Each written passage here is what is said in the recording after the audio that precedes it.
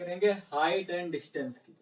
Height and distance, height and distance में असल में ये होता है कि हम जो ट्रिग्नोमेट्री सीख चुके हैं, ट्रिग्नोमेट्री फंक्शन जो सीखे हैं उनका यूज कैसे करते हैं, ठीक है, क्या यूज है इनका। तो सबसे पहले जैसे कि हमको किसी भी बिल्डिंग की हाइट पता करनी हो या किसी भी चीज की, पेड़ की, बिल्डिंग की हाइट पता करनी है तो कैसे पता करेंगे। तो सबसे पहले मान लीजिए कि ये एक बहुत ऊंची लंबी बिल्डिंग है।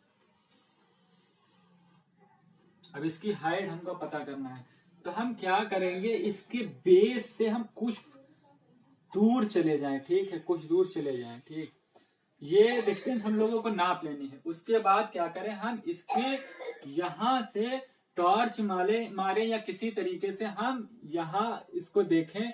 इंस्ट्रूमेंट कई सारे आते हैं, वो क्या करते हैं, एंगल को मेजर कर लेते हैं। उस इंस्ट्रूमेंट से इसके टॉप को देखें।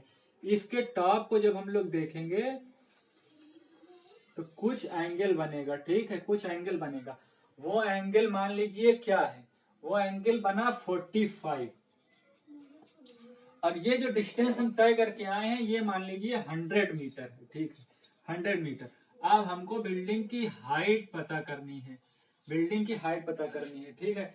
तो अब हम इसमें ऐसा ट्रिग्नोमेट्री फंक्शन लगाएंगे जिसमें क्या आता हो, थीटा के सामने परपेंडिकुलर और ये उससे लगी वाली साइड बेस कहलाती है। ऐसा ट्रिग्नोमेट्री फंक्शन लगाओ जिसमें बेस और परपेंडिकुलर आता है। ऐसा ट्रिग्नोमेट्री फंक्शन है tan। तो tan 45 हम लगा देंगे यहाँ पर। tan 45 इज इक्वल टू क्या आ जाएगा, परपेंडिकुलर कितना है नहीं पता है, हाइट कितना है 100 मीटर। tan 45 की वैल्यू 1 होती है और ये h is equal to h रख देंगे और ये 100 यहाँ पर था, 100 लिख देंगे, क्रॉस मल्टीप्लाई कर देंगे तो h इज इक्वल टू क्या हो जाएगा 100 मीटर। मतलब इसकी हाइट भी 100 मीटर आ गई। इसी तरीके से अगर एंगल कुछ और बनेगा तो फिर क्या होगा, उसकी जो हाइट दूसरी आएगी। इसी तरीके से किसी पेड़ का पता करना है, पेड़ की डिस्टेंस, तो भी इसी तरीके से एकदम सेम यही तरीका लगेगा। एक और दूसरा, जैसे कि हम एक पेड़ था, बहुत बड़ा पेड़ था, बहुत बड़ा पेड़ था, आंधी आई तो वो पेड़ टूट कर गिर गया और जाकर जमीन से लग गया, ठीक है।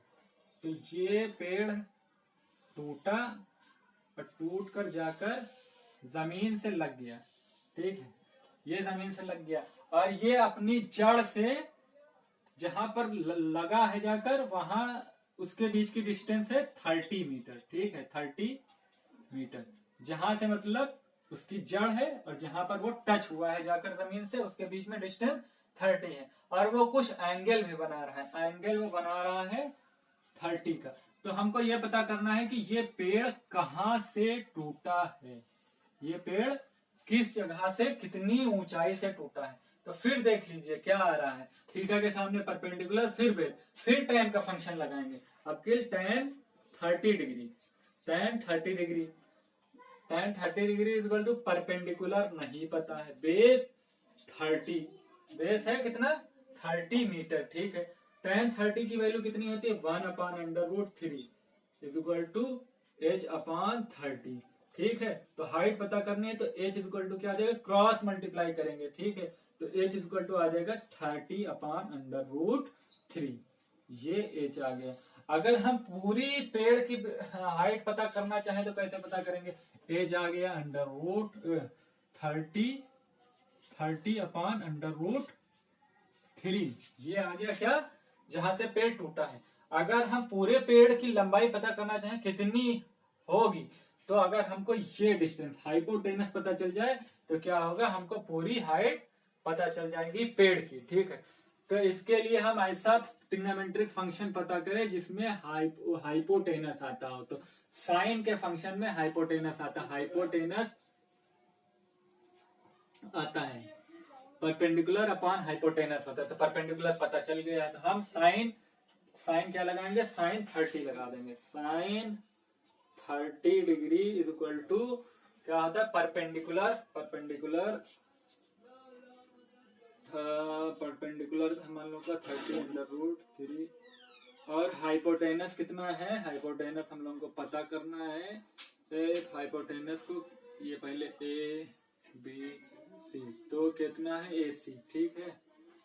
साइन 30 की वैल्यू भाई कितनी होती है? साइन 30 की वैल्यू होती है 1/2 और ये हो गया 30√3 और ये AC क्रॉस मल्टीप्लाई कर देंगे तो AC को सिर्फ AC को ऊपर भेज दिया और ये हो गया 2 × 30/√3 और ये AC कितना आएगा? AC इक्वल टू आ गया 60/√3।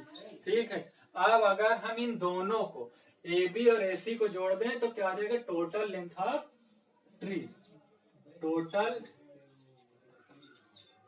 हाइट ऑफ ट्री होगा AB प्लस AC। AB कितनी है? 30/√3 और AC कितनी है? 60/√3। एलसीएम ले लिया भाई हम लोगों ने, ये √3 हो गया और 30 प्लस 60, 60 और 30 90/√3। ये आ गई क्या? Total length of tree, total height of tree हो गई। ठीक, इस तरीके से हम ट्रिग्नोमेट्रिक फंक्शन का यूज कर सकते हैं। हाइट एंड डिस्टेंस जो होता है वो यही सिखाता है हम लोगों का कि ट्रिग्नोमेट्रिक फंक्शन में कैसे हम लोग यूज कर सकते हैं। इसका बहुत सारा यूज है, हमने तो बस 1-2 यूज इसके बता दिए ताकि आप लोगों को बेस समझ में आ जाए।